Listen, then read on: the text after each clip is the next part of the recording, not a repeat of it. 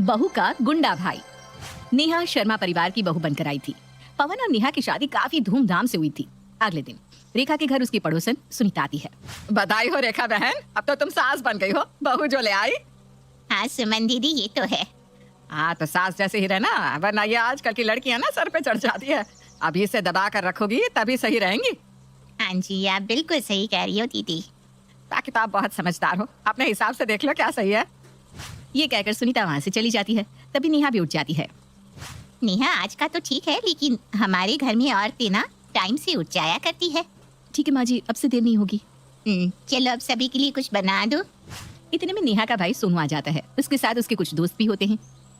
अरे मेरी बहन क्यों खाना बनाएगी बंदूक ठोक के? सोनू और उसके दोस्तों को देखकर रेखा डर जाती है। अरे बेटा तुम आओ आओ, खाना तो मैं बना दूंगी। नेहा बेटी बस मेरी मदद करेगी। ऐसे हम थोड़ी ना अपनी नई नई बहू से सारा काम करवाएंगे, है ना बहू? नहीं माँ जी, मैं खुद बना लूंगी, आप आराम करो। और भाई तुम यहाँ इतने सुबह सुबह, सब ठीक है ना? कुछ नहीं, बस देखने चलाया। तू ठीक तो है ना?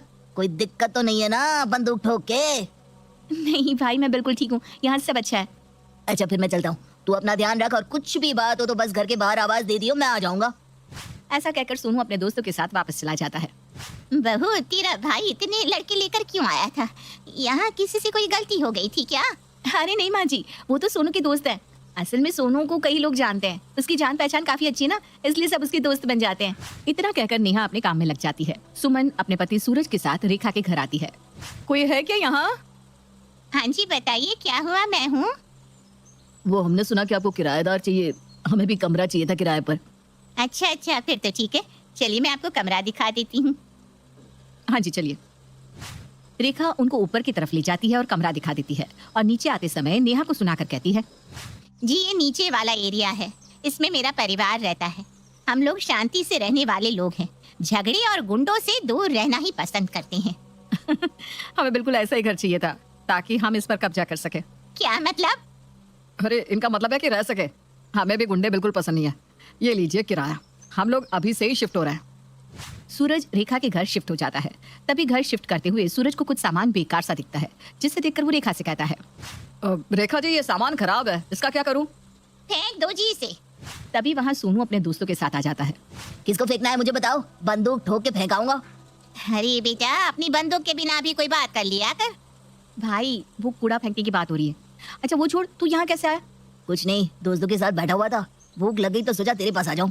सुना है रेखा आंटी बहुत अच्छा खाना बनाती है बंदूक ठोक के। हाँ हाँ तू बैठ, मैं बस अभी बना कर लाई। नहीं माँ जी, मैं बना कर ले आती हूँ। अरे बनाने दे, वरना बुढ़ापे में आंटी की हड्डियों में जंग लग जाएगा। दोनों भाई बहन बैठकर बातें करते हैं और रेखा सारा खाना बना लेती है। लो बेटा खाना खाओ। क्या स्वाद है, मजा आ गया बंदूक ठोक के। बेटा कहीं तो बंदूक मत ठोक, खाना खा लो। वहीं ये सब होते हुए सुमन और सूरज भी देखते हैं और कहते हैं, अजी ये कौन है? कोई गुंडा मालूम होता है। लगता तो मुझे भी यहाँ का कोई बड़ा गुंडा है। तो हमें इसका इस घर में आना जाना बंद करवाना होगा, तभी हमारा मकसद पूरा होगा। तुम बिल्कुल सही कहती हो, हमें रेखा के कान भरने होंगे ताकि वो इस गुंडे का यहाँ आना जाना बंद कर दे। फिर मौका पाकर सुमन रेखा के पास जाती है और कहती है, बहन जी ये गुंडा आपके यहाँ क्या करने आया था? अरे क्या ही बताऊं, ये मेरी बहू का भाई है। आए दिन घर आ जाता है और धमका के रखता है, डर के मारे इसकी बात माननी पड़ती है। तो आप इसका कुछ करती क्यों नहीं? ऐसे गुंडे घर में आएंगे तो मोहल्ले में नाम खराब होगा। आप बिल्कुल सही कह रही हो, मैं कल ही अपने बेटे से बात करके इस गुंडे का घर में आना जाना बंद करवाती हूँ। अगले ही दिन रेखा अपने बेटे पवन से कहती है, बेटा मुझे ये लड़का सोनू कुछ ठीक नहीं लगता। गुंडों की तरह कभी भी घर में घुस आता है और खुद तो खाता ही है, अपने आवारा दोस्तों को भी ले आता है और यहाँ खाना खिलाता है। माँ वो नेहा का भाई है ना? तो मैंने कब बोला बहन है? मैं तो बस ये कह रही हूँ कि उसका यहाँ आना जाना बंद करवा दो, ताकि हम शांति से जी सके। ठीक है माँ, मैं नेहा को बोल दूंगा। इसके बाद पवन नेहा के पास जाकर कहता है, सुनो नेहा, माँ को ना सोनू का यहाँ आना जाना पसंद नहीं है, तो सोनू को कह देना आज के बाद यहाँ ना आए। भला ऐसा क्या कर दिया मेरे भाई ने? कोई नहीं, अगर आप लोगों को पसंद नहीं है तो मैं उसे मना कर दूंगी, और आज के बाद मैं किसी के कहने पर भी उसको यहाँ नहीं बुलाऊंगी।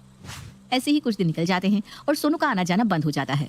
देखा भाग्यवान, तुम्हारा चलाया हुआ तीर बिल्कुल निशाने पार जाकर लगा है। वो सोनू तो काफी वक्त से यहाँ आया ही नहीं।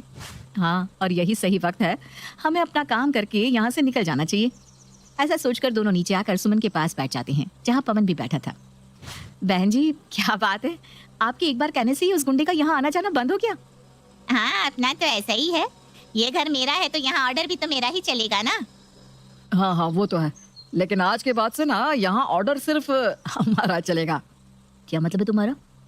मतलब ये कि आज से ये पूरा घर हम दोनों का हुआ। ऐसे कैसे तुम दोनों का हो जाएगा?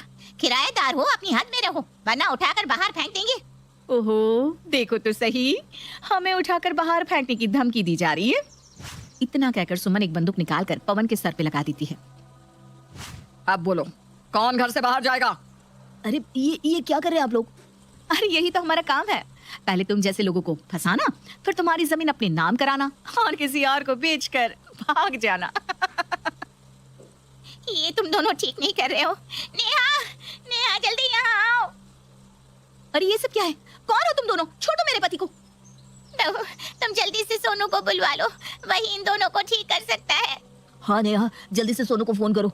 नहीं, आप लोगों ने तो उसको यहाँ आने के लिए मना किया था ना। अरे मैंने तो माँ के चक्कर में मना किया था, वरना मैं भला अपने साले को क्यों मना करता। सोनू तो मेरा प्यारा प्यारा साला है, जल्दी से बुला लो ना। अरे बहू, मुझे माफ कर दे, मैं इन दोनों की बातों में आ गई थी और सोनू को आने से मना कर दिया। अभी तो जान गले में अटकी हुई है, अभी उसे बुला ले बेटा। अपना उल्लू सीधा करना कोई तुम दोनों माँ बेटे से सीखे। ये रोना धोना बाद में करना है बुढ़िया। चल पहले यहाँ अपने सिग्नेचर कर। चल अपनी जमीन हमारे नाम कर दे जल्दी जल्दी। हाँ जल्दी कर वरना तेरे बेटे को मार देंगे। हाँ हाँ, करती हूँ करती हूँ। रेखा पेपर पर सिग्नेचर कर देती है। अरे वाह, ये हुई ना बात। चलो जी, अपना तो काम हो गया। इतने में ही सोनू आ जाता है। अरे इतनी जल्दी कहाँ है जाने की, बंदूक ठोक के? अभी तो मेरे एंट्री होना बाकी है। ए, तू यहाँ कैसे? किसने बुलाया तुझे यहाँ? मुझे जब यहाँ आने के लिए मना किया ना, तभी मुझे कुछ गड़बड़ लग रही थी।